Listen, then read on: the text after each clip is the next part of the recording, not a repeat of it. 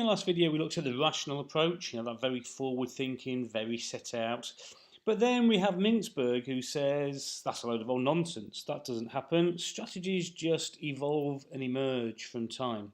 Then there's another approach which is the strategic lenses approach, and that just says no, actually strategy comes from 3 different areas really. Design, which is your rational approach, isn't it? You sit down and you think about it all.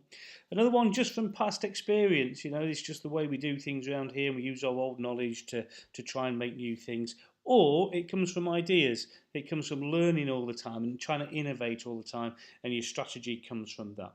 So you've got the rational, the emergent, the strategic lenses approach. The rational is the one that will be examined more, but having these ideas, these 3 frameworks in your head, the sort of SBL question would be how to develop an effective strategy, and you've got these 3 different things that you can talk about.